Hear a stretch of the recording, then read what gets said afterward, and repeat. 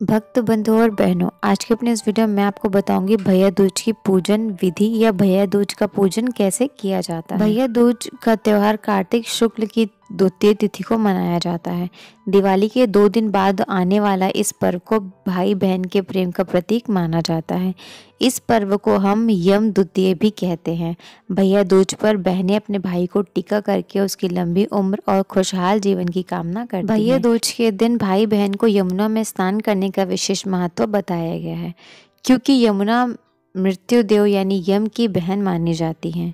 लेकिन अगर यमुना में स्नान नहीं कर पाना संभव हो तो घर पर सुबह उठकर स्नान करके तैयार हो जाएं। सबसे पहले भाई बहन दोनों मिलकर यम, चित्रगुप्त और यम के दूतों की पूजा करें तथा सबको अर्घ्य दें। इसके बाद बहन अपने भाई को घी चावल का टीका लगाएं। फिर भाई की हथेली पर सिंदूर, पान, सुपारी और सूखा नारियल यानी गोले वाला नारियल रखती हैं।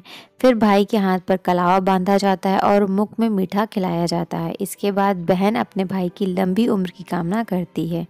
भाई अपनी बहन को उपहार भी देता है।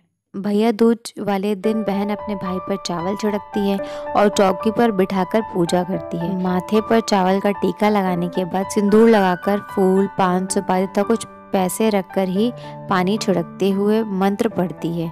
इसके बाद हाथ में कलावा बांधती है और भाई के मुख में मिठाई खिलाती है। फिर यमराज के नाम पर दीपक जलाकर घर की दहलीज के बाहर रखती है ताकि भैया अपना सुखमय जीवन व्यतीत कर सकें। स्कंद पुराण के अनुसार इस दिन भाई का बहन के घर पर जाकर भोजन करना अति शुभ माना जाता है।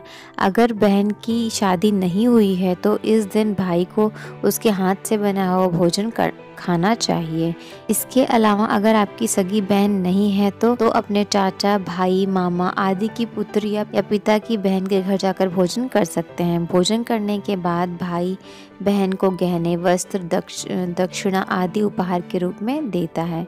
इस दिन यमुना में स्नान करने का भी विशेष महत्व है। इसके अलावा भाई बहन का यमुना तट पर जाकर भोजन करना भी लाभकारी माना जाता है। इस विधि विधान से पूजा करने से यम देवता अत्यंत प्रसन्न होते हैं और आपके भाई की दीर्घायु बढ़ती है और उनका जीवन खुशहाल होता है।